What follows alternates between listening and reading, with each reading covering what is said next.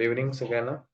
स्वयंप्रेरक सादर करीत आहे प्रवास गीतेचा शोध स्वतःचा भाग 25वा, अध्याय क्रमांक 2, श्लोक क्रमांक 61 ते 63. यश येवो अथवा अपयश येवो, कार्यामध्ये कधी खंड पडता कामा नये. स्वयंप्रेरकचे हे सारे विचार हे या दोन आदर्शांच्या माध्यमातून येतात. सो सागरिया फाउंडेशन संचलित स्वयंप्रेरक स्कूल ऑफ इन्स्पिरेशन याचे आदर्श असलेले छत्रपती शिवराय आणि स्वामी विवेकानंद यांच्या स्मृतींना या निमित्तानं वंदन. आणि कायम हे दोन रोल मॉडेल या स्वयंप्रेरकांच्या हृदयामध्ये असावेत, ना की फोटोमध्ये किंवा आणखी डीपी वरती. या गोष्टी अपेक्षित नाहीत. हृदयामध्ये जगण्यामध्ये हे दोन्ही आदर्श त्यांच्या असावेत. जेव्हा जेव्हा आव्हान निर्माण होईल त्या वेळेला शिवाजी महाराज आठवले पाहिजेत, की महाराजांनी स्वतःच्या मृत्यूची सुद्धा तमा न बाळगता आपल्या ध्येयासाठी काम केलेलं आहे. अनेक आव्हानं त्यांनी सामोरे गेलेत आणि त्यातनं बाहेरही पडले. अधिष्ठान भगवंताचं होतं, कार्याविषयी तळमळ होती आणि मनात पवित्रता होती. यातून महाराजांचं हे कार्य आज इतक्या वर्षानंतर सुद्धा आणि येणाऱ्या अनेक पिढ्या हे नेहमी आदर्शवत राहील. आणि स्वामीजींचं कार्यही तसंच आहे. प्रचंड हाल-अपेष्टा सहन करून सुद्धा गुरूंचं कार्य करायचं आहे आणि ते कशा पद्धतीनं करायचं आहे, या सगळ्या गोष्टी स्वतःच्या आयुष्यातनं शिकत गेले आणि त्यातनं एक ग्लोबल लीडर झाले. संपूर्ण विश्वाने ज्यांना मान्यता दिली असे ते विवेकानंद झाले. तर ह्या दोन्ही आदर्शांना प्रणाम. स्वामीजींचं वाक्य असलेलं आपलं संस्थेचं ब्रीदवाक्य, all power within you, you can do anything and everything. सारी शक्ती ही तुझ्यामध्येच सामावलेली आहे. तू सर्व काही किंवा काहीही करू शकतोस. हे ध्येय किंवा हे वाक्य उराशी बाळगून आपण आपला प्रवास करावा. भगवंताच्या चरणी नमन करूया, ईश्वराची आराधना करूया आणि आजच्या गीता सेशनला सुरुवात करूया. हात जोडूया. वसुदेव सुतं देवं कंसचाणूरमर्दनं देवकी परमानंदं कृष्णं वंदे जगद्गुरुं. ओम श्री परमात्मने नमः.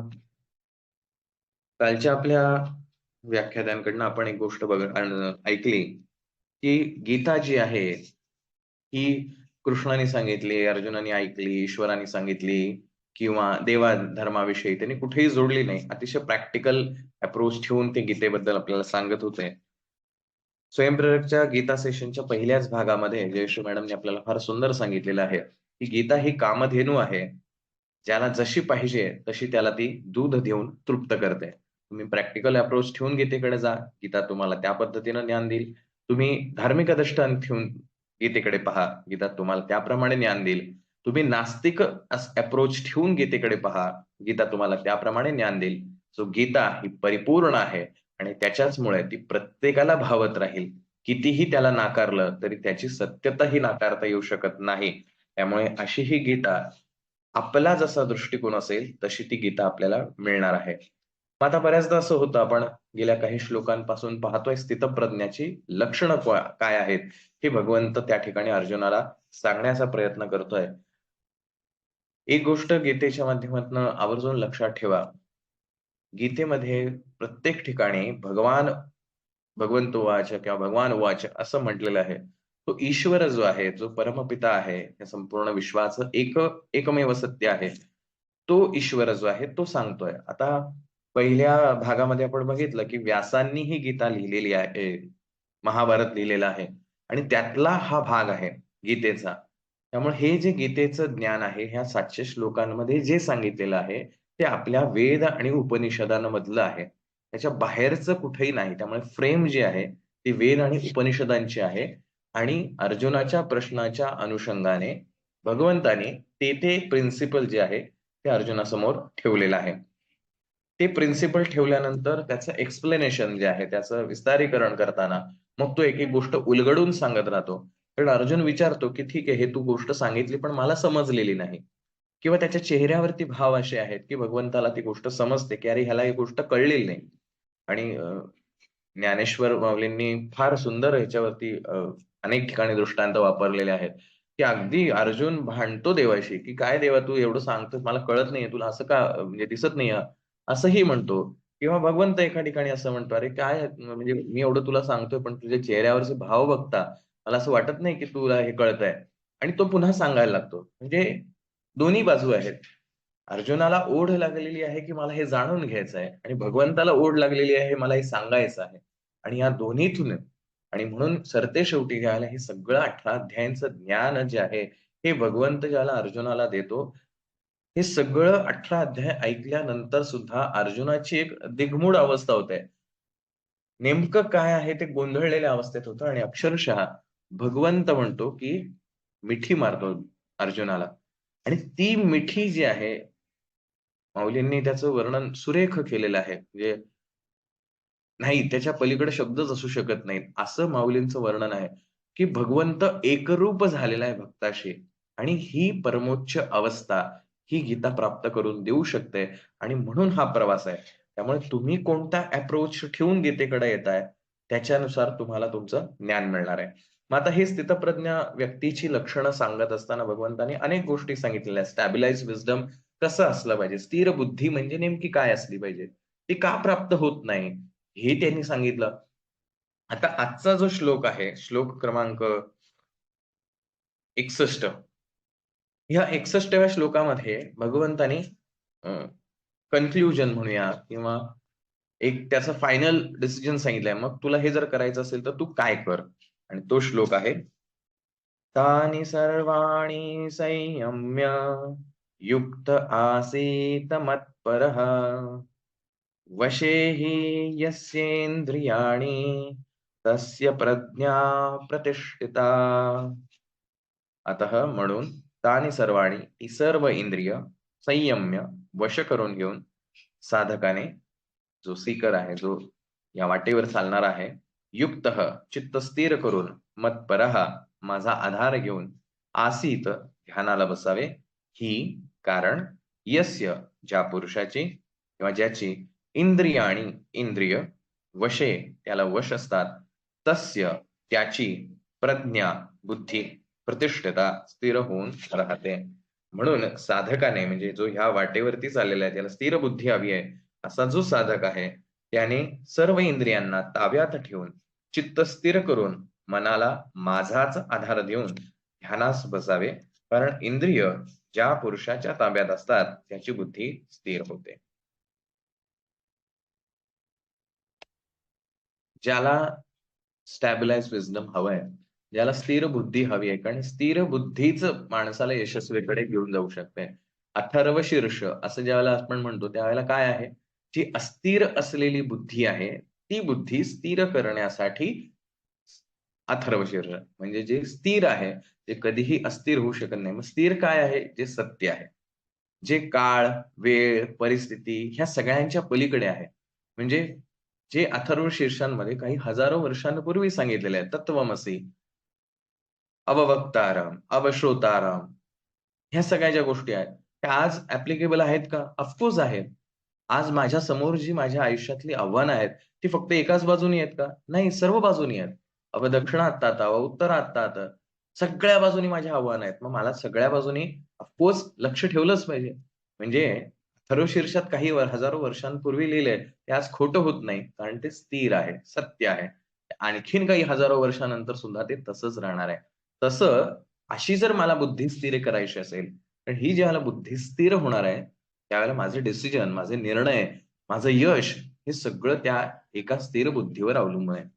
बघा तुम्ही कल्पना करून, तुम्ही ज्याला डिस्टर्ब आहात, कोणीतरी तुम्हाला रागावलंय, भांडलाय तुम्ही त्यांच्याशी आणि तुम्हाला एखादा निर्णय घ्यायचा आहे. तर आपल्याला नेहमी सांगितलं जातं, रागात निर्णय घेऊ नकोस. का? कारण रागात बुद्धी अस्थिर असते. आता ही अस्थिर बुद्धी म्हणजे काय? तर रागामध्ये त्याला दुसरा विचारच करायचा नसतो. तर रागामध्ये नाही याच्याशी आता मला भांडायचंय. चांगलं काय? वाईट काय? त्याला दुसरे काही पर्याय काही विचार नसतो. फक्त मला हे करायचंय, काय वाटेल ते झालं तरी चालेल. ही एकाच दृष्टिकोनातून चालणारी बुद्धी जी आहे, ती नेहमी घातक ठरते. आणि म्हणून ज्याला चिड होते, राग होते, त्याला आपल्याला सांगितलं जातं, की बोलू नको, शांत राहा. का शांत राहा? कारण तू शब्द बोललास, की शब्दाने शब्द वाढणार आहे. स्थिर बुद्धीतनं जे काही घडणार आहे, ते नेहमी तुला फेल्युअरकडे जाणार आहे. अनेक मुलं जे आहेत किंवा पालक जे आहेत ते तक्रार करतात, "अहो, आमचा मुलगा किती अभ्यास करतो, पण ते यशच मिळत नाही." तो अभ्यास करतो म्हणजे काय? हे का कोणी सांगू शकत नाही? तो म्हणतो, "अहो, मी रोज 3-3, 4 तास अभ्यास करतो, वाचतो, नोट्स काढतो, व्हॉटएव्हर." तर हे जर 4 तास अभ्यास करत असेल, तर त्याला तसा रिझल्ट मिळायला हवा. तसा मिळत नाही याचा अर्थ कुठेतरी लूप्स आहे, काहीतरी छिद्र आहेत, की ज्याच्यामुळे त्या चुकतोय कुठेतरी आणि ते चुकण्याचं कारण बुद्धी अस्थिर आहे. आणि म्हणून स्वामी विवेकानंदांनी जे सांगितलं, की एखादा यशस्वी व्यक्ती आणि एखादा अयशस्वी किंवा कमी यशस्वी व्यक्ती ह्या दोघांमधला काय फरक आहे नेमका? ते असं काय वेगळं करतात? स्वामीजी म्हणतात डिग्री ऑफ कॉन्सन्ट्रेशन. त्याच्या एकाग्रतेची जी डिग्री आहे, किती पर्सेंट तो एकाग्र होतोय, त्याच्यावरती त्याचं यश ठरलंय. एखादा 100% होत असेल, तर ऑफकोर्स तो 100% यशस्वी आहे. एखादा 80% होतोय, त्याला 80% यश आहे. आणि म्हणून भगवंत असं सांगतो, की जर तुला ही स्थिर बुद्धी हवी आहे, तुला यश पाहिजे ना, तुला सक्सेसफुल व्हायचंय ना तुझ्या आयुष्यामध्ये, कसा आहेस तू? तू सीकर आहेस, तू साधक आहेस. कशाचा साधक आहेस? यशाचा साधक आहेस. सक्सेसचा साधक आहे. तुला व्हॉटएव्हर तुझ्या आयुष्यातला जो काही गोल असेल, त्या गोलविषयी तुझं प्रेम आहे. तुला ते प्राप्त करायचं आहे आणि त्या गोलच्या प्राप्त करण्यासाठीचा एक तू साधक आहेस किंवा वाटेवर चालणारा वाटसरू आहे. आणि म्हणून तुला हे करायचंय. तू जर वाटेवर चालतच नसशील, तर तुला हे करण्याची आवश्यकता नाही. एखादा म्हणेल, "नाही माझं चाललंय ना आयुष्य व्यवस्थित आहे." तर मग अशी अनेकांनी आपलं मत मांडलं किंवा तुमचंही आयुष्य, की मी अनेकांना ही लिंक पाठवते, पण ते जॉइन करतात, पण काही सेशनला येतच नाही. का बरं असं वाटत असेल? आता तुम्हाला जे चांगलं वाटतंय, ते कदाचित इतरांना चांगलं वाटायला हवं ना, पण नाही वाटत. आता ते वाटत नाही म्हणजे ते वाईट आहेत का? अजिबात नाही. त्यांचं मन जिथं गुंतलेलं असेल, ती गोष्ट त्यांना जास्ती प्रिय वाटते.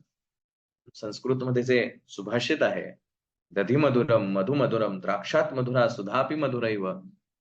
की दही सुद्धा गोड आहे, मधही गोड आहे, द्राक्ष सुद्धा गोड आहे आणि दारू सुद्धा गोड आहे. कोणाला? ज्याचं मन ज्याच्यात गुंतलेलं आहे. ज्याला दही प्रचंड आवडतं त्याच्यासाठी दही गोड आहे. गोड म्हणजे काही इथं टेस्ट नाहीये. आवडणारी गोष्ट. त्याला दारू आवडते, दारू प्यायला त्याला मन असतं त्याचं. तो म्हणतो दारूसारखं दुसरं गोष्ट नाही जगामध्ये. अप्रतिम आहे. ज्याचं मन ज्याच्यामध्ये गुंतलेलं असेल, त्याला तीच गोष्ट चांगली वाटणार. मग तुझं मन तुझ्या ध्येयाकडे आहे का? म्हणजे सगळ्यांना असं वाटतं, मला पहिला नंबर मिळवायचा आहे. मला हे यश प्राप्त करायचंय. सगळ्यांना वाटतं. म्हणजे तुम्ही कोणाही व्यक्तीला असं विचारलं, की "तुला अयशस्वी व्हायचंय का?" "नाही, नाही. मला काय अयशस्वी व्हायचंय." "तुला उत्तम स्वयंपाक शिकायचाय का?" "हो, ऑफकोर्स शिकायचंय." "तुला ही गोष्ट उत्तम करायला शिकायची का?" "ऑफकोर्स करायची आहे." "अरे मग कर ना." "नाही, आत्ता नको, नंतर करतो." राइट आहे. आत्ता नको, नंतर करतो. म्हणजे त्याला हवंय का? 100% हवंय. पण आत्ता नकोय. कारण आत्ता त्याचं मन दुसऱ्या कशामध्ये तरी अडकलेलं आहे. ज्यावेळेला त्याचं मन त्याच्या ध्येयाकडे जाईल, म्हणजे तो साधक होईल. येस, मला ही गोष्ट हवी आहे. आता हवी आहेस ना, तुला वाटेवर चालायचंय ना, मग काय करावं लागेल? वशेहि यस्य इंद्रियाणि तस्य प्रज्ञा प्रतिष्ठिता. तू काय कर, चित्त स्थिर कर. डिस्ट्रॅक्शन जे आहेत तुझ्या लाईफमधले, कशाबद्दलचे डिस्ट्रॅक्शन? तुझ्या गोलपासून तुला परावृत्त करणारे डिस्ट्रॅक्शन. काहीही असतील. काहीही असतील. टीव्ही असेल, झोप असेल, मोबाईल असेल, जेवण असू शकतं, वाटेल ते असू शकतं. काही तुमच्या आयुष्यातलं, जे तुमच्या ध्येयापासून तुम्हाला परावृत्त करण्यासाठी जे काही होत असेल, ते सगळं डिस्ट्रॅक्शन. मग तुला हे काय करायचंय? वशेही यस्य इंद्रियाणि. तुझी ही इंद्रिय जी आहेत, ती त्या तुझ्या ध्येयाव्यतिरिक्त इतर ठिकाणी जी गुंतली आहेत, त्यातनं तुला बाहेर काढावं लागेल. मग आता बाहेर कशी काढायची? मला खूप वाटतं हो, माझ्या ध्येयासाठी मला करायचं येस, येस हे करायचंच आहे. मी सगळं ठरवलंय. अगदी माझा प्लॅन रेडी आहे. यावर्षी हे करायचंय, त्यावर्षी ते करायचंय. मला ह्या-ह्या फील्डमध्ये अगदी उत्तम बनायचंय. सगळं ठरवलेलं आहे. आणि अगदी मी प्रयत्नवादी सुद्धा आहे. मी प्रयत्न करतो आहे. पण गडबड होतीये काहीतरी. काय गडबड होतीये? माझी इंद्रिय जी आहेत, ती धावतायत. मागच्या वेळेला जसं आपण म्हणलं, मोबाईलवर जस्ट पॉपअप आलंय, नोटिफिकेशन व्हॉटएव्हर कुठल्याही तुमच्या ॲपचं. 1 सेकंद हां, जस्ट बघतो मी. 1 सेकंद नाही जात तिथे, मिनिटं जातात. नाही कळत मला. आज जे 2 मिनिटं जातायत, उद्या 10 मिनिटं गेलेली असतात. हळू ती कधी आणखीन वाढत जातात मला कल्पनाही नाही. सुरुवात झालेली असते, जस्ट मी एकदा पाहतोय 1 सेकंड. एखादा नवीन पदार्थ तुम्हाला टेस्ट करायचा आहे. तुम्ही एकदम बकासुरासारखं खायला लागता का? नाही. जस्ट एक थोडीशी टेस्ट घेऊन बघता. "अरे वाह! छान आहे की रे. 1 प्लेट आण रे." बघा, हा पदार्थ चांगला आहे की वाईट आहे मला माहीत नाही. म्हणून मी काय म्हटलं, थोडंसं टेस्ट करतो. टेस्ट केली. माझ्या जिभेचं इंद्रिय जे आहे ते काय विषय काय आहे? चव. ही चव आवडली. माझ्या मनाला सुख देऊन गेली. आता ते एक टेस्ट करून बघतो म्हणणारा एक प्लेटवर आला. आता ही एक प्लेट झाली. थांबावं की नाही? अरे मस्त आहे रे एकदम म्हणजे मन भरलं माझं. आणखीन एक. कळत नाही. टेस्टपासून सुरुवात झालेली गोष्ट कधी प्लेट्स आणि प्लेट्सवर वाढत जातात. मी ही उदाहरणं देतोय तुम्हाला तुमच्या लाईफशी रिलेट करायचं. ही इंद्रिय जी आहेत ती आपल्याला वेगानं बाहेरच्या गोष्टींकडं डिस्ट्रॅक्ट करतात. आपल्या गोलच्या विषयी नसलेल्या गोष्टींकडे आकर्षित करतात आणि तिथंच आपण हारलेलो असतो. रिझल्ट नंतर प्रत्यक्षात दिसतो, की माझं फेल्युअर आलंय. मला जे हवं होतं ते मिळालं नाही. पण त्याची सुरुवात आधीच झालेली असते. म्हणून जर तुला हे होऊन द्यायचं नसेल, तर तुझ्या या इंद्रियांना, या धावणाऱ्या इंद्रियांना ताब्यात कर. पण कसं ताब्यात करणार? प्रॅक्टिकल इम्प्लिमेंटेशन व्हायला पाहिजे ना. सगळं वाटतंय मला, पण करायचं काय? मग काय करावं लागेल? युक्त आसीत मत्परः. तू माझ्यामध्ये तुझ्या इंद्रियांना गुंतवून टाक. बघा काय म्हणतोय? युक्त आसीत मत्परः. पण मत्परहाचा अर्थ बघितला वरती. माझा आधार घेऊन आसीत ध्यानाला बसावे.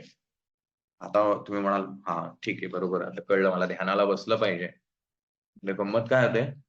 ध्यानाला बसतो, हजारो विचार सुरू होतात. मी बसलोय, जे काही 10 मिनिटं, अर्धा तास, 1 तास, व्हॉटएव्हर जे काय असेल. बसलो मी, पण नाही होत आहे. मत्परः. माझा आधार घे. आता माझा म्हणजे काय? फार महत्वाचा गोष्ट आहे. भगवंतांनी इथं असं म्हटलं नाही, "तू माझा आधार घे." माझा मीन्स काय? मत्परः. तुझं जे ओरिजिनॅलिटी आहे, तुझं जे ओरिजिनॅलिटी आहे, त्याच्याकडे लक्ष दे. तुझ्यात ती क्षमता आहे. ही क्षमता जी आहे, कारण तुझ्यामध्ये मीच वसलेलो आहे, अर्थात ईश्वर.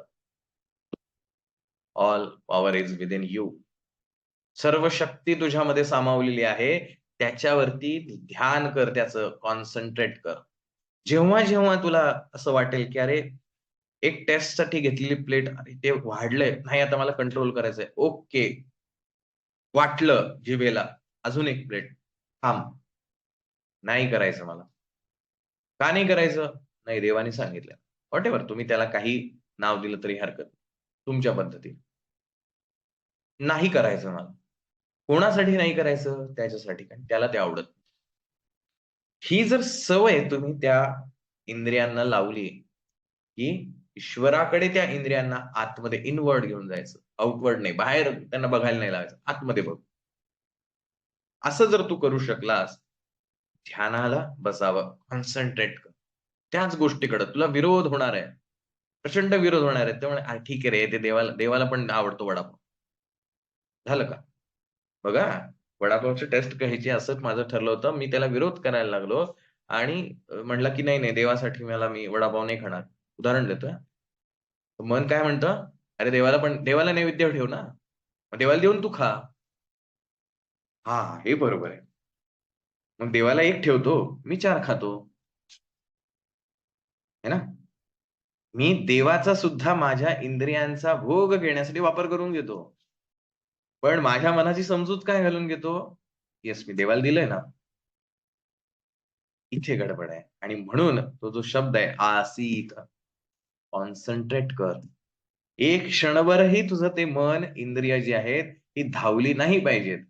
जे तुझ्या ध्येयाशी निगडीत नाही अशा गोष्टी. काहीही असू शकते. काहीही असू शकते. म्हणजे मला मॅच बघायला खूप आवडते. एक्झाम आहे माझी. मॅच खूप छान चालू आहे. घरचे-विरचे मला सांग "अरे मस्त, ठीक आहे यार 2 मिनिटात मॅच बघून जस्ट स्कोर बघून आलो." स्कोर बघायला जातो, 1 तास तिथेच बसतो. अरे यार, ते चॅप्टर राहिला माझा. स्कोर बघून येतो, असा ज्या क्षणी विचार येतो, तिथे थांबायचंय, इथं कॉन्सन्ट्रेट. विरोध होणार तुला. थांब. आणि हे जर करू शकलास, कारण इंद्रिय ज्या पुरुषाच्या ताब्यात असतात, तस्य प्रज्ञा प्रतिष्ठिता. तोच स्टॅबिलाइज विजडम असलेला स्थिर बुद्धीचा होऊ शकतो किंवा असतो. बघा, सुरुवातीला त्यांनी कंडिशन टाकलंय, की बाबा रे, तू जर साधक असशील, तुला जर यश हवं असेल, तर ह्या गोष्टी आहेत. तुला नको असतील, तुला यश नको असेल, तू ह्या गोष्टींकडे जाऊ पण नको. काही उपयोग नाही तुझा. हे तुझ्यासाठी नाहीच आहे. तुम्हाला यश मिळवायचंय का नाही, ह्याचं उत्तर तुमचं तुम्हाला शोधावं लागेल, की मला हवंय, कंट्रोल नाही होत. सांगतोय ना, वे सांगतोय भगवंत. करायचं आहे. और तुम्ही साधक नाही आहात. की मला ते जुनी जाहिरात होती बघा. धारा तेल होतं ते. तो लहान मुलगा असतो आणि तो घरातल्यांवरती रुसतो. तो म्हणतो की मैं जा रहा हूं घर छोड़ के. आणि मग ते धाराचं तेल, मग त्याच्यातले ज्या जिलब्या और व्हॉटएव्हर पदार्थ आणि मग त्याचा सुगंध येतो. मग तो टेबलावर बसतो जेवायला. सगळे म्हणतात, "अरे काय रे, तू तर सोडून जाणार होता." "नहीं, जाना तो है, मगर 20-25 साल के बाद." आपलं आयुष्य असो. मला यश हवंय ना. हवंय मला, 100% यश हवंय. ताबडतोब ही इंद्रिय धावायला लागतात. "हे बघ रे, अरे थोडं टेस्ट करून बघ. अरे तिकडे जायचंय ना मग तुला ते." "हां, जायचंय." "अरे ते मग ते सक्सेसचं काय?" "जाना तो है, मगर 20-25 साल के बाद." यश तर मिळवायचंय, 100% मिळवायचंय.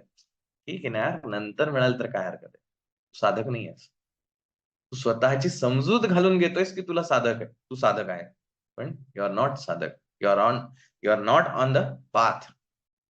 तू घरीच बसून फक्त विचार मंथन करतोयस की मला तिथे जायचंय. अरे चल ना मग. नाही, नाही. नंतर जाईन ना. आता थोडं झोपायचंय मला. अरे मग ती गाडी चुकेल ना तुझी. ठीक आहे ना यार, दुसऱ्या गाडीने जाईन ना. इंद्रिय धावतात. पाचही इंद्रिय जी आहेत प्रमुख, ती तर इंद्रिय आहेत. जी आतली त्याची इंद्रिय आहेत, ती तर अजून भयानक आहेत. जे डोळे बंद केले तरी काय आपण पाहणं बंद करतो का? नाही. Imagination, imagination is the power वगैरे वगैरे शब्द ऐकलेलेच. येस, डोळे बंद करून आपण सगळी कल्पनाशक्ती लढवली पाहिजे. डोळे बंद केले तरी म्हणजे बघता येतं ना. कान बंद केले तरी ऐकता येतं ना. त्वचेचे सेन्सेशन जरी आपण म्हणलं, की मी कुठेही जाणार नाही, पण नुसत्या विचाराने सुद्धा त्वचेला सेन्सेशन होतं ना. अंगावर शहारे येतात की नाही? एखादा प्रसंग आठवून? कसं येतात? प्रत्यक्ष स्पर्श झालाय? नाही. कारण त्या त्वचेच्या आतमध्ये पण एक सुप्त मन आहे, सुप्त त्वचा आहे, सुप्त कान आहे, सुप्त डोळे आहेत, सुप्त जीभ आहे.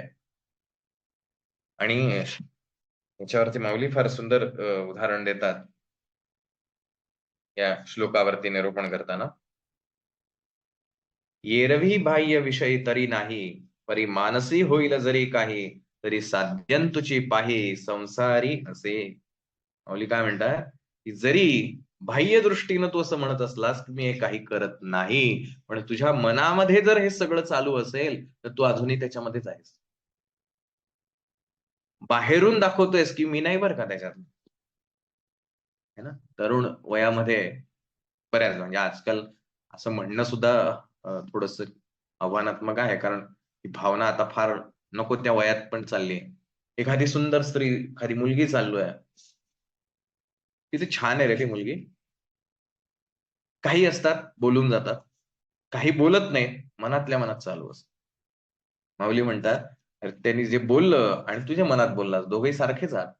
दोघांना रिझल्ट सारखेच येणार आहे. कारण त्यांनी बोलून व्यक्त केलं, तू मनात व्यक्त केलं. आणि मनात सुद्धा तुझं तोंड नावाचं इंद्रिय आहेस, त्याच्यातनंच तू बोलून गेलास. त्यामुळे तू बाहेरून दाखवतोयस मी किती शांत आहे. पण आतमध्ये तू तसाच आहे. त्यामुळे तुला जरी असं वाटत असलं, मी बाहेरून अगदी बघा स्वतःला संयमित केलेलं आहे, की समोर भजीचा वास येतोय, पण मी अजिबात भजीला हात लावणार नाही असं ठरवलंय आणि मी करतोय. पण मनामध्ये ते खायला मिळालं असतं तर किती भारी. नाही, त्यापेक्षा खाऊन घे. कारण ते खात नाहीस म्हणून तुझं मन तुझ्या आतमध्ये इतकं तुझं चालू आहे आतमध्ये विचार. त्या गोष्टींनी काही रिझल्ट येणार नाही आणि सक्सेस का येत नाही माझ्या आयुष्यात? मला हवं असतं पण का येत नाही? ह्याचे हे रिझन आहेत आणि ह्याचं हे सोल्युशन आहे की तू कॉन्सन्ट्रेट कर कशावर, मत्परः, माझ्यामध्ये स्थिर हो, ईश्वराच्या भूमिकेमध्ये किंवा ईश्वराला सानिध्यात ठेवून म्हणा किंवा त्याचं एक्नॉलेज करणं की तो आपल्या सोबत आहे, हे एक्नॉलेज करणं, that is a first step की तुम्ही त्या पद्धतीने हे करू शकता. मग आता हे सगळं आहे, ठीक आहे, आता मला कळलं सोल्युशन आहे. हे जर नाही केलं तर काय होईल? सपोज मी ह्या स्टेप्स ज्या गेल्या 3-4 श्लोकांपासून भगवंतांनी आपल्याला सांगितल्यात, त्या जर नाही केल्या तर काय होईल? भगवंतांनी उत्तर दिलंय. ध्यायतो विषयान् पुंसः संगस्तेषूपजायते संगात संजायते काम कामात क्रोधोभिजायते. विषयांचे विषय म्हणजे आता ऑलमोस्ट आपल्याला आशय समजला असेल. तुमचे इंटरेस्ट जे असतात डोळ्यांचे, कानांचे. डोळ्यांचा इंटरेस्ट काय? पाहण्यामध्ये. कानांचा इंटरेस्ट काय? ऐकण्यामध्ये. ते इंटरेस्ट जो आहे दॅट इज अ विषय. ध्यायतः चिंतन करणाऱ्या, पुंसः पुरुषाची, तेषु या विषयांमध्ये, संग आसक्ती, उपजायते उत्पन्न होते, संगात त्या आसक्तीमुळं, कामः कामना, संजायते निर्माण होते, च आणि कामात कामनेमध्ये विघ्न आल्यामुळे, क्रोधः क्रोध अभिजायते उत्पन्न होतो. विषयांचे चिंतन करणाऱ्या पुरुषाची त्या विषयात आसक्ती होते. आसक्तीमुळे त्या विषयांची कामना उत्पन्न होते. कामना पूर्ण झाल्या नाहीत की क्रोध म्हणजे राग येतो. Very simple. Step by step सांगितले काय काय घडतं. आपण ह्यालाच लिंक असलेला पुढचा श्लोक घेऊया आणि मग दोन्ही श्लोक एकत्र समजून घेण्याचा प्रयत्न करूया. आता मागच्या श्लोकात भगवंतांनी सांगितलं काय होतं, कामात क्रोधो अभिजायते. आता हा क्रोध काय करतोय? क्रोधात भवति सम्मोह, सम्मोहात स्मृतिविभ्रमः, स्मृतिभ्रंशात बुद्धिनाशो, बुद्धिनाशात प्रणश्यति. काय होते या क्रोधाने? क्रोधामुळे सम्मोह अत्यंत मूढ भाव भवती उत्पन्न होतो. सम्मोहात मूढ भावामुळे स्मृती विभ्रम स्मृतीमध्ये भ्रम होतो. स्मृतिभ्रंशात स्मृतिभ्रंश झाल्यामुळे काय होतं? स्मृतीमध्ये भ्रम निर्माण झाल्यामुळे बुद्धिनाश बुद्धीचा नाश म्हणजे ज्ञानशक्तीचा नाश होतो. च आणि बुद्धिनाशात बुद्धीचा नाश झाल्यामुळे तो पुरुष प्रणश्यती आपल्या स्थितीपासून च्युत होतो म्हणजे पायउतार होतो. रागामुळे अत्यंत मूढता येते अर्थात अविचार अविवेक निर्माण होतो. मूढतेमुळे स्मरणशक्ती भ्रष्ट होते. स्मरणशक्ती भ्रष्ट झाली की बुद्धीचा म्हणजे ज्ञानशक्तीचा नाश होतो आणि बुद्धीचा नाश झाल्यामुळे माणसाचा अधःपात होतो. आता 2 श्लोक आहेत. ध्यायतो पासून सुरू होतो. भगवंत असं म्हणतो की तू डिस्ट्रॅक्ट का होतोयस? ह्याच्या स्टेप्स त्यांनी सांगितल्या. 8 स्टेप्स, 8 टप्पे आहेत. राईट? सो हे 8 टप्पे आपण समजून घेऊया. अयशस्वी होण्याचे 8 टप्पे. फर्स्ट इज अ थॉट, ज्याला भगवंतांनी म्हणले ध्यायतो, तू ज्याचं ध्यान करतोस. उदाहरण घेऊ आपण. मागे ते आईस्क्रीमचं उदाहरण पाहिलं होतं, त्याच अनुषंगाने उदाहरण आहे.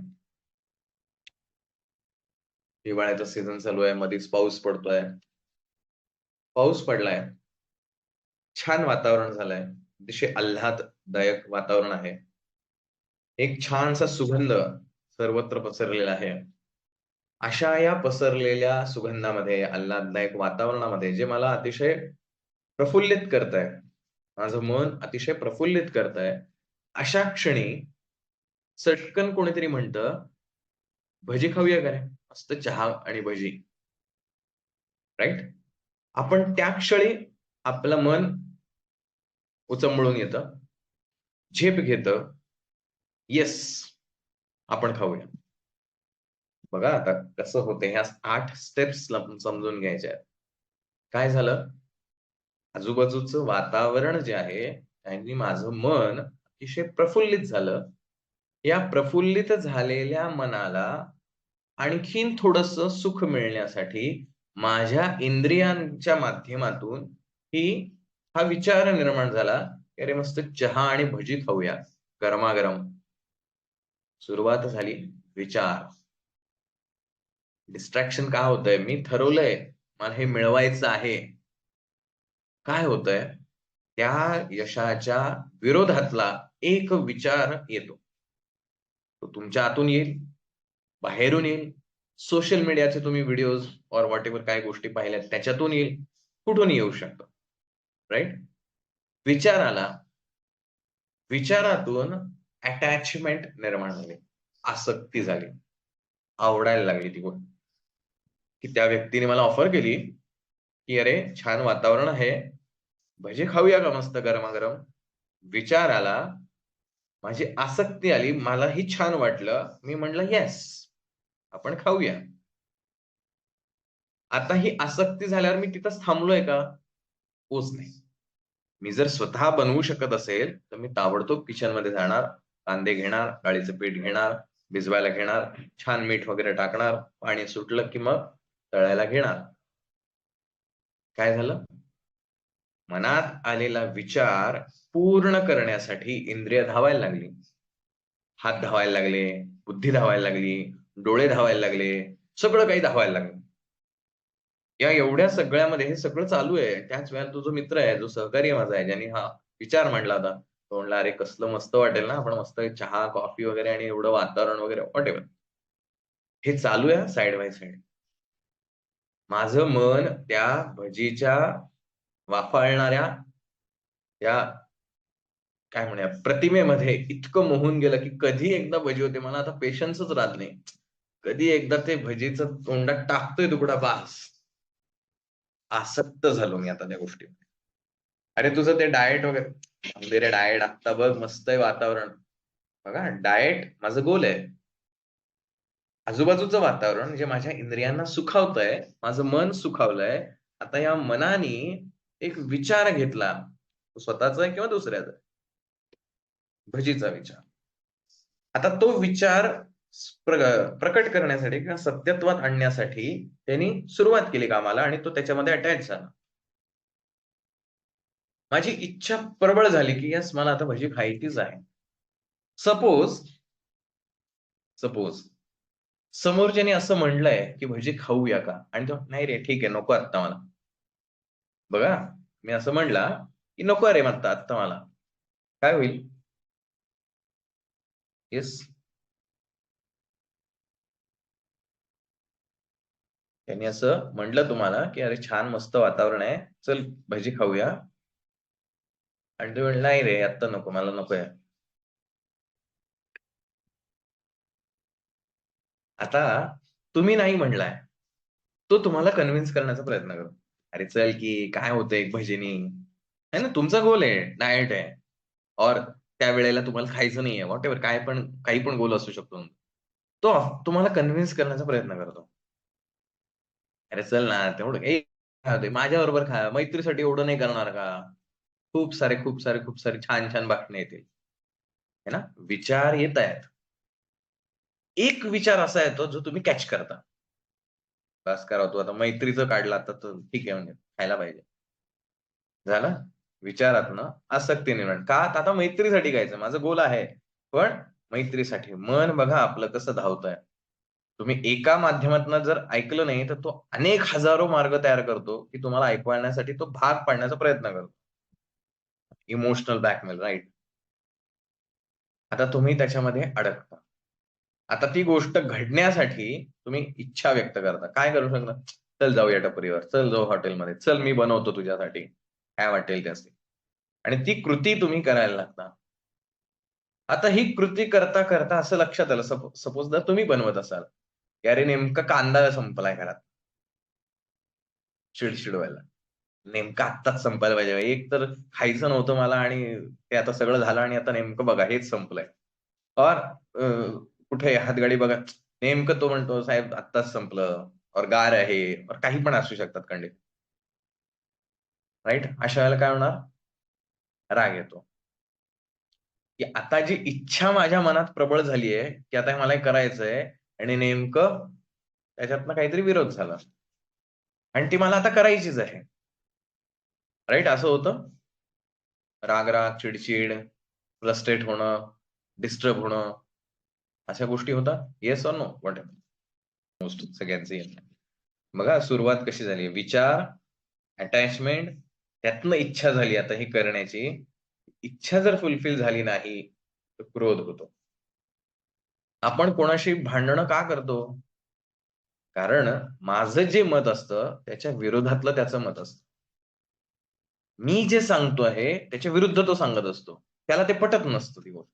आणि मग मी त्याच्याशी वाद घालतो, चिड करतो, राग करतो. माझं ऐकत नाही म्हणजे काय? कारण माझं मन मला हे सांगतंय, "अरे, तू एवढा स्ट्राँग आहेस, तू म्हणजे तुझं म्हणणं इतकं तुला माहिती आहे, तू का म्हणतोय? समोरच्याला कळत नाही म्हणजे काय? कळलंच पाहिजे." आणि मी प्रयत्नपूर्वक लादण्याचा प्रयत्न करतो आणि ज्यावेळेला समोरच्याकडनं विरोध जो आहे, अवरोध जो आहे, तो वाढतो. रेझिस्टन्स ज्याला यायला लागतो, नाही मला ऐकायचं. मग माझं मन क्रोधाकडे जातं. ही गोष्ट प्रेमाने होत नाही ना, क्रोधाने व्हायला रागवून. पण समोरच्याचं जर वय छोटं असेल आपल्यापेक्षा, मी सांगतो म्हणून ऐक, नाही तर देतोच 2 लावून. बळजबरीनं आपण ती गोष्ट त्याच्यावर लाद का? कारण माझं मन त्या इच्छेच्या विरुद्ध मला काम करून देत नाही. मी एखादं माझं मत समोरच्याला मांडलं, ओके. आता ते मत त्याने ऐकलंच पाहिजे, त्याला ते पटलंच पाहिजे. का? माझी इच्छा आहे. माझी इच्छा आहे. मी त्याला एवढं पोट तोडून काय पोट तिडकीनं सांगतो, ऐकत कसा नाही तो? राग आला मला. ज्यावेळेला ह्या इच्छेच्या विरुद्ध गोष्टी घडायला लागतात, त्यावेळेला राग येतो. सपोज इच्छेच्या फॉर गोष्टी झाल्या तर, इच्छेला अनुसरून गोष्टी झाल्या तर, आपण त्यात असं गुंतत जातो. मस्त भजी येते, 1 प्लेट, 2 प्लेट. अरे ते डाएट छोड़ देना उसको. जाऊन दे तिकडे गोल-बिल. काही नको आपल्याला. आत्ता एन्जॉय करू, उद्या जास्ती आपण वर्कआउट करूया. है ना? जर फॉर झालं. नाही झालं, अँगर, क्रोध. ज्याला भगवंतानी म्हटलंय क्रोध. ह्या येतो.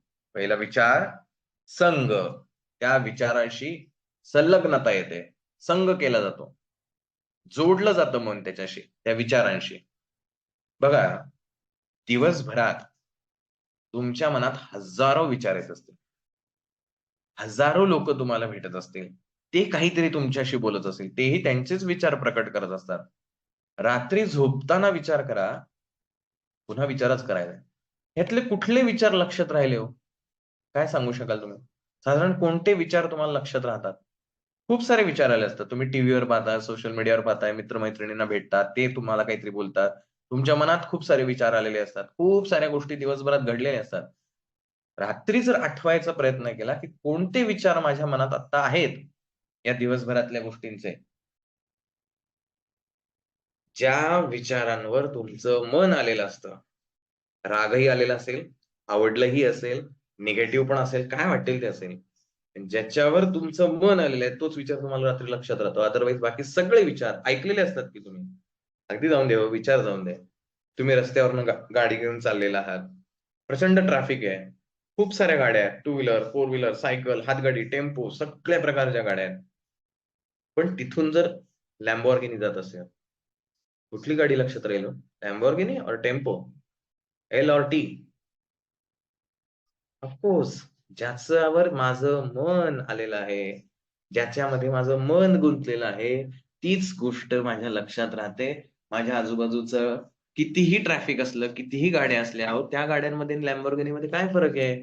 Lamborghini माझ्या मनाचा ठाव घेते, इतर गाड्या माझ्या मनाचा ठाव घेत नाहीत. बरं अगदी Lamborghini जाऊ दे हो. रस्त्यावरनं जात असताना कितीतरी जाहिरातीचे फ्लेक्स लागलेले असतात. रात्री जर घरी आल्यानंतर विचारलं, "का रे त्या चौकामध्ये ते फ्लेक्स लागलेलं बघितलं का?" "कुठला फ्लेक्स?" "मला नाही माहिती." "अरे तू तिथनंच गेलास ना?" "असेल बाबा मी बघितलं असेल पण लक्षात नाही." "का नाही लक्षात?" कारण त्या फ्लेक्सवरचं जे काही होतं त्यांनी तुमच्या मनाचा ठाव घेतला नाही. पण तेच एखादी स्त्री चालली आहे गाडीवरनं आणि तिने तो फ्लेक्स बघितला. आज साड्यांवरती 50% सेल. 50% जायला पाहिजे राव. ती दुसऱ्या बाईला पण सांगते, "त्या चौकात आहे ना ते फ्लेक्स लागलाय. 50% सेल." अरे ते बाकीचे पण फ्लेक्स होतात ना, ते भगवद्गीता सेशन चालू आहे वगैरे असे पण फ्लेक्स. ते जाऊन ते बघ. ज्याच्यावर माझं मन आलंय ते विचार माझ्या लक्षात राहतात. ह्या येतो संघ, जिथे अटॅचमेंट झाली आहे. मग आता ही अटॅचमेंट झाली, 50% सेलवाला फ्लेक्स बघितलाय. काय इच्छा होते हो? जाऊन तर बघूया ना. घ्यायचं नाहीच आहे, पण बघायला काय हरकत आहे? है ना? इच्छा निर्माण झाली. काम. काम म्हणजे इच्छा, प्लेजर.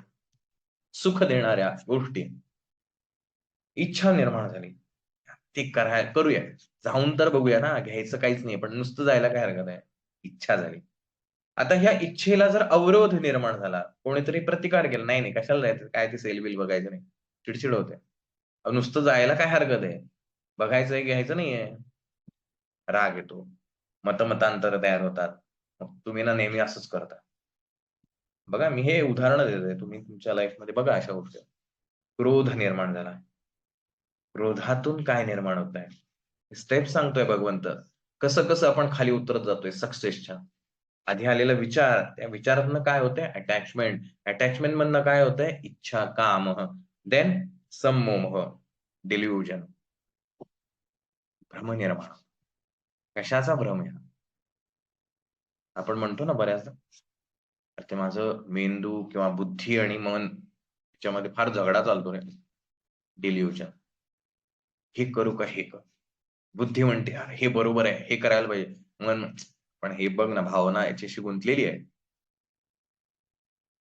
हर्षल सेड म्हणजे मूव्ही बघताना ज्या लेव्हलला फोकस असतो, तसे जेव्हा कुठल्याही गोष्टीवर फोकस असतो ते ऑफकोर्स जे मनाचा ठाव घेतं ते. Simple way. डिल्युजन, भ्रम निर्माण होतो. नेहमी खरं बोलावं. माहिती आहे ना मला. फिट आहे. मी नेहमी खरंच बोलत आलोय. संघ एक निर्माण झाला. ऑफिसमध्ये असं काहीतरी गडबड झाली आहे. माझ्या ठीक आहे ना, आता तुला जर वाचायचं असेल तर ठीक आहे ना, तू कोणाचं वाईट तर करत नाहीस ना. बघ, चालेल बोललं तर खोटं. विचार आला. माझ्या सेफ्टीसाठी मी त्या विचारांशी अटॅच झालो. अटॅच झाल्यानंतर आता माझ्याही डोक्यात ते सारखं घोळायला लागलं. ठीक आहे ना, एकदा खोटं बोलल्याने काय होणार? मी आत्तावरून नेहमी खरं बोलतो आणि खरंच बोलतोय मी. ह्याच्यात काही कोणाचं नुकसान तर होणार नाहीये ना? इच्छा झाली. ती इच्छा मी विविध मार्गाने करण्यासाठी प्रयत्न करायला लागलो. डिल्युजन व्हायला लागलं. आता बुद्धी करतोयस ते चुकीचं आहे बरं का. असं करू नकोस. नेहमी खरं बोललं पाहिजे. अरे पण आत्ता बघ ना, अशी कंडिशन आहे आता करायलाच पाहिजे, बोललंच पाहिजे. डिल्युजन. भ्रम निर्माण झाला आता. जे तुम्ही स्ट्रॉंग होता, "येस मला गोल अचीव्ह करायचा डिल्युजन निर्माण झालं. ठीक आहे ना, आजचं उद्यावर केलं तर काय हरकत आहे रे? आज तुला सक्सेस पाहिजे, पण ठीक आहे ना 2 दिवसांनी मिळालं तरी कुठे जाणार? 2च दिवस आहे ना रे, 48 तास. डिल्युजन. डिस्ट्रॅक्ट होत चाललोय आपण हळू. सुरुवात झाली आहे. भगवंताने याला उत्तर शब्द दिलाय संमोह. आता ह्या संमोहाने काय झालं? स्मृती विभ्रमः. Lost of memory. What is lost of memory? तुम्ही कल्पना करून बघा. आता या क्षणी टोटल मेमरी लॉस झाली. काय होईल life? So without any memory we can't do anything. स्मृती जर नसेल, काहीही करू शकत नाही. टोटल ब्लँक होतो आणि तोच क्षण असतो आपल्या आयुष्यातला ब्लँक होण्याचा. कळत नाही अरे मला काय झालं. आधी द्वंद्व सुरू होतं, करू नको करू, करू नको करू. टोटल ब्लँक झालो. कोणीतरी मला सपोर्ट करा यार. मला नाही कळत आता मी काय करू. ब्लँक. कारण स्मृती जी आहे, जी मेमरी आहे तुमच्यापर्यंत आजपर्यंतच्या स्टोअर केलेल्या सगळ्या अनुभवातनं, हे चांगलं असतं, हे वाईट असतं, हे असं करायला पाहिजे, ह्याचा परिणाम असा होतो. ही सगळी जी मेमरी आहे, सगळी मेमरी ब्लँक. सैरभैर होतो माणूस. कळतच नाही काय करायचं. भगवंत म्हणतो बुद्धीनाशः. संपते आता बुद्धी विचार नाही तुम्हाला गाईडच करत नाही. संपला बुद्धीचा नाश झालेला आहे. ते गोल वगैरे राहिलं बाजूला. कारण गोल सांगणारी बुद्धीच होती. आता तीच नाश पावली. And last step total distraction. संपलं. उदाहरण घेऊया. गंगेचा उगम स्थान जे आहे, अतिशय छोटी आहे गंगा उगमाच्या ठिकाणी. अगदी आपण ओंजळीत सुद्धा घेऊ शकतो अशी छोटीशी आहे.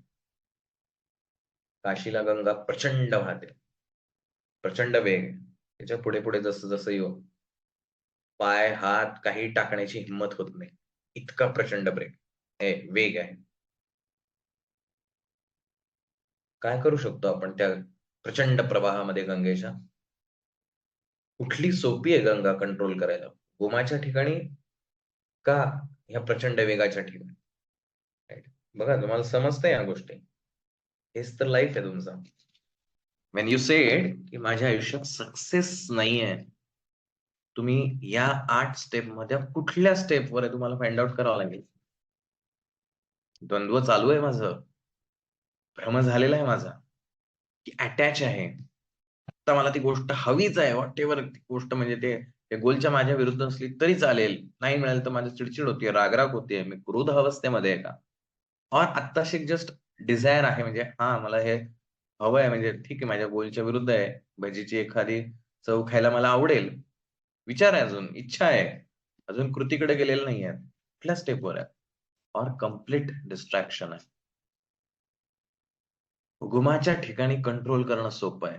ज्या क्षणी सक्सेसच्या विरुद्धचा कुठलाही इंद्रियांच्या माध्यमातून विचार येतो, तुमच्या असो, बाहेरून आलेला विचार असो, कुठूनही असो. म्हणून सोशल मीडिया का घातक म्हटला जातो? जर तो कंट्रोल नसेल तर, तुम्हाला नको असलेले विचार सुद्धा तो तुमच्या डोक्यात टाकून देतो. नकळतपणे. तुम्हाला वाटतं, "नाही, नाही, माझ्या लक्षात नाही, माझ्या लक्षात नाहीये." कुठल्या गोष्टीवर तुमच्या मनाने ठाव घेतलेला आहे, आपल्यालाही माहीत नाही. कधीतरी काही दिवसांनी, महिन्यांनी ते मी बघितलं होतं बरं का, एक 8 दिवसापूर्वी रीलच बघितलं होतं. ते छान एक्झिबिशन लागलंय. कसं काय हो 8 दिवसानंतर आठवलं तुम्हाला? त्या क्षणी तर तुम्ही विसरूनही गेला होता, की आपण हे रील बघितलं होतं.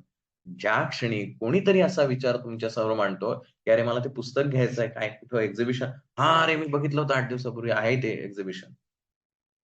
पण कुठल्या विचारांनी अट्रॅक्ट झालेलो आहे, आपल्यालाही माहीत नाही. म्हणून सोशल मीडिया घातक. जो अनकंट्रोल्ड आहे. कंट्रोल असेल तर ऑफकोर्स चांगला आहे. काय बघायचं ह्याचं जर माझ्या हातात चार्ज असेल, कंट्रोल असेल, ऑफकोर्स सोशल मीडिया चांगला आहे. पण 2 मिनिटाचे पुढे किती मिनिटं होतात? I don't know. आणि कुठली गोष्ट माझ्या मनाला भावून जाते हेही मला कळत नाही. जेव्हा ते येतं त्यावेळेला ते सुप्त मनात जे स्टोअर घेऊन गेलेलं आहे, ते प्रकट होतं, संग होतो, काम निर्माण होतो, संमोह होतो, स्मृतिभ्रंश होतो, बुद्धिनाश होतो आणि टोटल डिस्ट्रॅक्शन, प्रणयक्षती. संपलं. ते गोलच्या बाजूलाच पडलो. अरे ते तुला ते करायचं होतं ना? हां, आता ते करायचं होतं पण नाही यार आता संपलं. नाहीच होऊ शकत ना. मग तुला जर स्थिर बुद्धी हवी असेल, तुला जर सक्सेस हवं असेल, लक्षात ठेव इनिशियल स्टेजला तुला थांबावं लागेल. तिथेच तू कंट्रोल करू शकतो गंगेचा प्रवाह.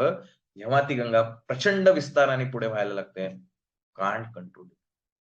तुझ्या हाताबाहेर तुझ्या बुद्धीच्या पलीकडे गेलेलं असतं कारण बुद्धिनाश झालेला आहे. गीता सेशनला जॉइन कर, जॉइन कर, जॉइन कर. 1000 वेळा मी तुला सांगितलेलं आहे. अरे पण तू जॉइनच करत नाही. का नाही जॉइन करत? एक तर तुझ्या मनात इच्छा नाही. काय इच्छा नाहीये? पण तो विचार तुझ्या मनाचा ठाव घेत नाही. बरं विचाराने मनाचा ठाव घेतला तर ते बुद्धिनाशपर्यंत पोहोचलेलं आहे. आता तू यायचं म्हटलं तरी येत नाहीयेस. खूप अवघड आहे. अशक्य नाहीये. प्रचंड ताकद लावावी लागेल. त्या गंगेच्या प्रवाहाला कंट्रोल करायला जमेल ना हो. डॅम बांधला जातो ना, प्रचंड मेहनत घ्यावी लागते. प्रचंड ताकदीनं ते काम करावं लागतं. मग डॅमही उभारला जातो. पण तेवढी ताकद तो इनर फोर्स तुमच्यामध्ये आहे का? म्हणजे एक छान एका व्यक्तीचं वाक्य आहे इलॉन मस्क जो आपल्या सगळ्यांना माहिती आहे. तो असं म्हणतो, त्याने असं म्हटलंय वाक्य त्याचं त्याच्या बिझनेस पॉइंट ऑफ व्ह्यूवर एक विचारवंत नाही म्हणता येणार. बिझनेस पॉइंट ऑफ व्ह्यू एक त्याचं वाक्य छान आहे, की जर तुम्हाला एखादी गोष्ट मिळवण्यासाठी मोटिव्हेशन घ्यावं लागत असेल और मोटिव्हेट करण्यासाठी काहीतरी आवश्यक असेल, तर ते तुमचं नाहीये. ज्या गोष्टीसाठी तुम्हाला मोटिव्हेट व्हावं लागत असेल, ती गोष्ट तुमची नाहीये. असं तो इलॉन मस्क म्हटलं. वर-वर बघता वाक्य खूप साधं वाटतं. ज्या गोष्टीबद्दल माझं प्रेम आहे, मला मोटिव्हेट व्हायची गरज नाही पडत. मोबाईल बघण्यासाठी काय तुम्हाला कोणी मोटिव्हेट केलं होतं का हो?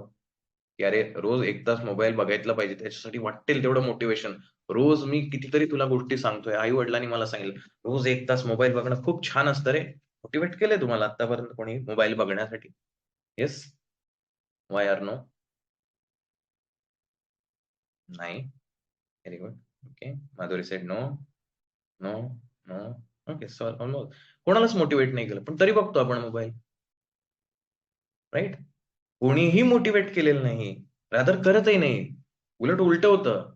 मोबाईल बघू नये म्हणून मोटिव्हेट करावं लागतं. जी गोष्ट अप्रिय आहे, ती गोष्टीसाठी आपल्याला मोटिव्हेट करावं लागतं.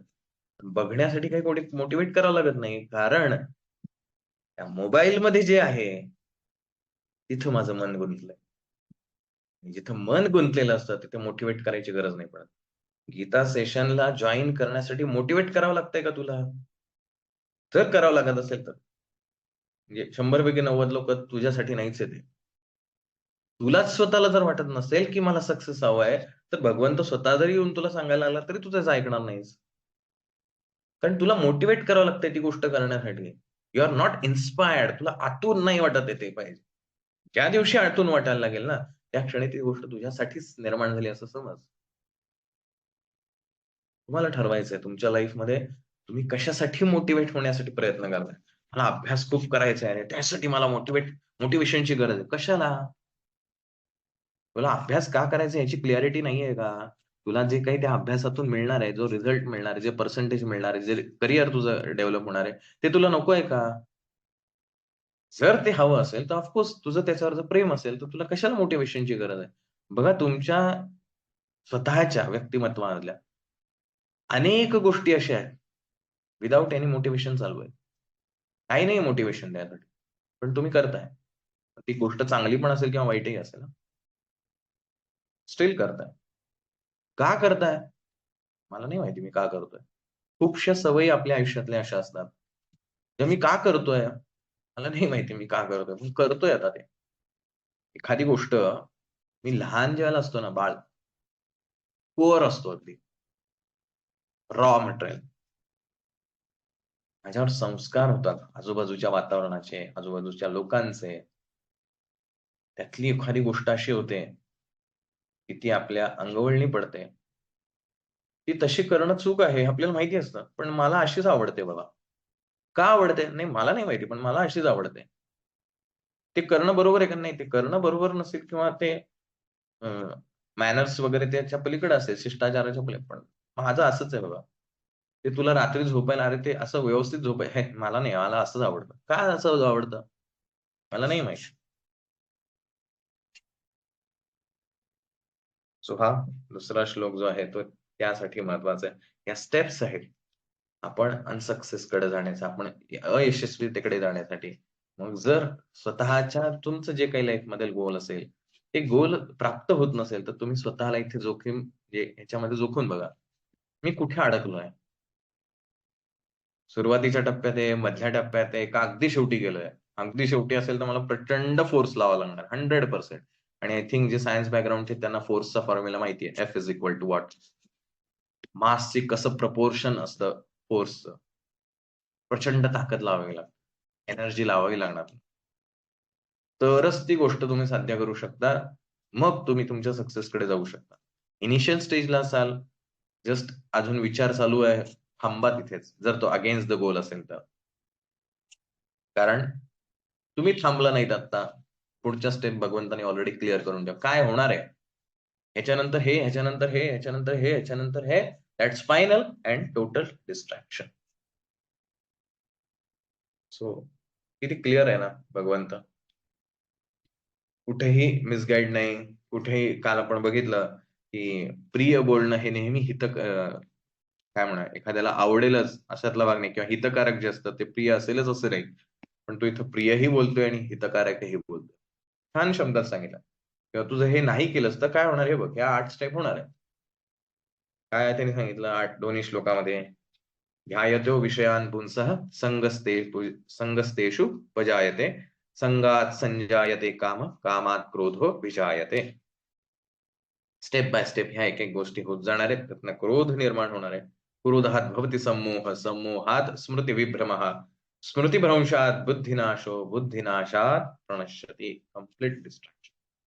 मग आता हे गीता म्हणा, ज्ञानेश्वरी म्हणा, अथांग आहे, अथांग समुद्र आहे. आपण किती घ्यावा आणि किती नाही, आणि ह्याच्यावर हजारो विचार आपल्या समोर आयुष्यभरात प्रकट होऊ शकतील.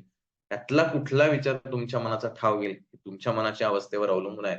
त्यातले ह्या आजच्या 2 श्लोकांशी निगडीत असलेले माऊलींचे 2 विचार मी ह्यातनं निवडलेले आहेत, जे आपल्याला, कारण आपल्याला वेळेचीही मर्यादा आहे, अनेक गोष्टी सांभाळायच्या आहेत. जेथ कामू उपजला, तेथ क्रोधू आधीच आला, क्रोधी असे ठेविला संमोह जाणे. की जिथं कामू उपजला, कामू मीन्स इच्छा, डिझायर ज्या क्षणी निर्माण झाली, तिथं क्रोध आधीच बसलेला आहे. है ना, एखादी गोष्ट असते ना, की माहिती असतं आपल्याला, की हे नेक्स्ट स्टेप हीच आहे. माहिती आहे, की तू जर डिझायर ती केलीस, की क्रोध हा ठरलेला आहे. आता डिझायरच्या आधीची स्टेप विसरू नका. नाहीतर तुम्ही म्हणाल, मग इच्छाच धरायची नाही का आयुष्यामध्ये? अटॅचमेंट कशाशी संग करायचा, दॅट इज मोर इम्पॉर्टंट. आणि स्टेप बाय स्टेप ते एक्सप्लेनही होत जाईल. तेथ क्रोधू आधीची आला, क्रोधी असे ठेविला संमोह जाणे. आणि हा एकदा क्रोध झाला, की संमोह होणार. संमोह म्हणजे हिप्नोटाइज. बुद्धी खुंटते, सैरभैर होऊन जातो आपण. काय करावं, काय करू नये, काय राईट आहे, काय रॉंग आहे, सगळ्याच्या पलीकडे गेलेला असतो. मग अहो ह्याला किती जण समजावतात हो, हा ऐकतच नाही कोणाचं. गेला पुढच्या स्टेपला गेलाय तो. आता तिथून मागे येण्यासाठी त्याचा इनबिल्ट जो स्वतःचा फोर्स आहे, तो जोपर्यंत लागणार नाही तोपर्यंत होत नाही. और हिंदू फिलॉसॉफीनुसार सांगितलेलं ते एक ईश्वरी कृपा जी आहे, एका क्षणात सगळं बदलून टाकते. अशा दिग्मूढ झालेल्या अनेकांना ईश्वराने पुन्हा केले, आणि म्हणून 61व्या श्लोकात भगवंत म्हणतो, तुला जर स्थिरत्व प्राप्त करायचं असेल, माझ्यामध्ये स्थिर हो. राईट? पुढे माऊली असं म्हणतात, म्हणून ऐके अर्जुना, जैसा विस्फुल्लिंग लागे इंधना, मग तो प्रौढ झालिया त्रिभुवना पुरोषके. म्हणून अर्जुना तू ऐक, एक ठिणगी जी असते, ती अग्नी पेटवते, लाकूड पेटवते, आणि पेटलेला लाकूड त्रिभुवनाला आग लावून जाळून टाकण्याची क्षमता ठेवतो. तुम्ही म्हणाल, एक लाकूड कसं काय ते करत? सुरुवात एकापासूनच होते ना.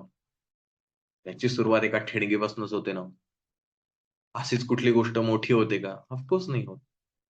सुरुवात छोट्यापासून. एक ठिणगी पडली, एक विचार निर्माण झाला, की त्याचा पुढचा बुद्धिनाश जो आहे, तो ठरलेला आहे. म्हणून ज्या क्षणी तुझ्या ध्येयाच्या विपरीत असा जो काही विचार येईल, तिथंच थांब. तुला अध्यात्म करायचं आहे, तुला ईश्वराची प्राप्ती करायची आहे. सर्व विश्व हे ईश्वराचंच आहे. त्याच्यामध्ये ईश्वर, अदरवाईज मग होणार ना हो. 10 मिनिटासाठी ईश्वर असतो, उरलेला वेळ मी असतो. कसं काय मला ईश्वर प्राप्त होणार? नाही होत. मग मी स्वतःला म्हणवतो, मी खूप धार्मिक आहे, मी खूप आध्यात्मिक आहे. अगदी तुम्ही डीपी ठेवाल, स्टेटस ठेवाल, व्हॉटएव्हर असं करा, की जगाला कळलं पाहिजे हो, मी किती धार्मिक आहे, मी किती आध्यात्मिक. आतून आतून मी अजूनही ह्या सगळ्यामध्येच गुंतलेला आहे. मला ईश्वर दिसतच नाही. पण मी असं स्वतःला भासवू पाहतोय, और इतरांना भासवू पाहतोय, की मी धार्मिक आहे, मी आध्यात्मिक आहे. मी किती अगदी छान-छान विचार करतो बघा. माझे स्टेटस बघा तुम्ही, माझे हे बघा. आतून मग मी, अरे तुझं तेवढं ते छान-छान स्टेटस लावतो आणि मग तुझं लाईफ असं, यार काय कळतच नाही मला काय. आपण दाखवायचा प्रयत्न करतो. आपण आहोत नाही तसं. आणि त्यासाठी ह्या स्टेप आहेत.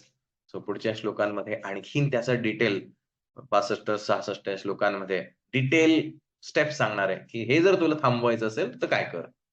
आणि म्हणून माझं आग्रहपूर्वक सगळ्यांना म्हणणं आहे, की आजच्या ह्या 2 श्लोकांचं विवेचन जे माऊलींनी ज्ञानेश्वरीत केलेलं आहे, ते जरूर वाचा.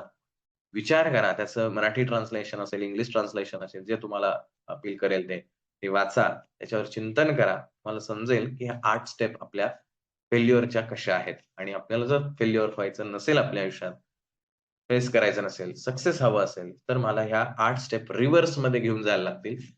इनिशियल स्टेजपर्यंत मला त्या वळवाव्या लागतील. तेव्हा मी स्टेप बाय स्टेप तुम्ही बुद्धीनं टोटल डिस्ट्रॅक्शन मध्ये आहात, पूर्ण भ्रंश झालेला आहे. तिथून बुद्धिनाशाकडे आल. एक-एक स्टेप वरती जाऊ शकाल और डायरेक्टली वरती जाऊ शकाल. इनर फोर्स किती तुमचा आहे, तुमचा जो ड्रायव्हिंग फोर्स आहे, तुम्हाला जगवणारी जी शक्ती आहे, ती किती तुमची तुल्यबळ आहे.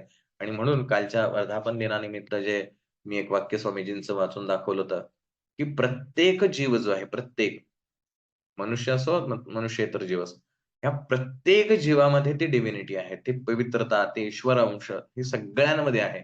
गडबड एवढीच आहे, की त्याची आपल्याला जाणीव नाही. आणि मग ती जागी करण्यासाठीचे वे काय आहेत? कर्मयोग आहे, भक्तियोग आहे, ज्ञानयोग आहे, ध्यानयोग आहे, राजयोग आहे. 4ही मार्ग आहेत. ते स्वतंत्रपणे अभ्यासा किंवा स्वतंत्रपणे चाला. सगळ्यांची सरमिसळ करून चाला. कसंही जा, पण अंतिम उद्दिष्ट आहे बी फ्री. स्वतंत्र व्हा, मुक्त व्हा. That is the ultimate. कारण तुम्हीच ईश्वर आहात, ही जाणीव आत्मने होणं, दॅट इज आता जाणीव होणं, हां, मीच ईश्वर आहे. तशा आविर्भावात जर तुम्ही वागत असाल म्हणजे ती जाणीव तुम्हाला झालेलीच नाही. हा थोडासा फसवा गेम आहे, पण डीप तुम्हाला ते जावं लागेल. असो, सो ह्या सगळ्या गोष्टी ज्या आहेत त्या आजच्या सेशनमधनं आपल्याला सांगण्याचा प्रयत्न झाला. अ, उपलब्ध वेळेमध्ये जास्तीत जास्त गोष्टी आपल्यापर्यंत पोहोचवण्याचा प्रयत्न आहे. ऑफकोर्स शिकत राहायचं आहे, हा प्रवास करायचा आहे. एवढं चिंतन कराल, लिहून काढाल, त्या गोष्टी व्यक्त कराल, इम्प्लिमेंट कराल. सगळ्यात इम्पोर्टंट स्वतःच्या लाईफमध्ये उतरवून बघायचं. मी एखादं आहे ना, आपण बऱ्याच ठिकाणी होतो बघा, मी एखादी कमेंट केली WhatsAppवर ऑर व्हॉटएव्हर आणि त्या व्यक्तीने ती अशी चुकीच्या पद्धतीने रिएक्ट झालं. मला राग येतो. पण माझं मनाच्या विरुद्ध गोष्टी घडलेल्या असतात. अगदी कॉमन गोष्ट आहे आपल्या आयुष्यातली. क्रोध, माझ्या मनात आलेला विचार मी त्या ग्रुपवर टाकला. माझी इच्छा झाली त्या ग्रुपवर टाकावे. आहे ना, काल पण सरांनी सांगितलं आपल्याला फॉरवर्ड मेसेज आपण कुठलेही त्याच्यातलं डीप आपल्यालाच नॉलेज नसताना आपण तो मेसेज फॉरवर्ड करू नये. का? थांबता आलं पाहिजे हो. खूप छान वाटलंय मला. हां, हा मेसेज आहे फॉरवर्ड करायला पाहिजे. आला विचार. अटॅच झालो की इच्छा निर्माण होते. अच्छा मग कुठे पाठवू मी? हे बघा हे 4 ग्रुप आहे तिकडे टाकतो. इच्छा झाली, मोह निर्माण झाला. मी तिकडं टाकलं आणि सपोज तिथे जर डिलीट झालं और कोणीतरी त्याच्यावर चुकीची कमेंट केलं, व्हॉटएव्हर काही पण जर झालं, मला राग येतो. मग मी आता पुढच्या वेळेपासून टाकणारच नाही या ग्रुपवर. राग येतो. रागातनं काय होतंय? संमोह. बुद्धी अस्थिर व्हायला लागते. अस्थिर बुद्धी काय करतेय? नाश. टोटल डिस्ट्रॅक्शन आणि दिवसभर मग माझ्या डोक्यात तेच विचार सारखे ते असं कसं मला त्यांनी हे केलं. बघा, एक झालेलं सुरुवात झालेला विचार कुठपर्यंत घेऊन जा. अगदी डेली लाईफमध्ये घडणाऱ्या गोष्टी. अशा प्रकारे आपण आपल्या लाईफमधनं डिस्ट्रॅक्ट होत राहतो. होपफुली हा विचार आपल्याला सर्वांना समजला असेल. आपण याच्यावरती विचार कराल, मंथन कराल आणि ती गोष्ट आपल्या जीवनामध्ये उतरवून आपलं आयुष्य सुंदर बनवाल, ही खात्री बाळगतो.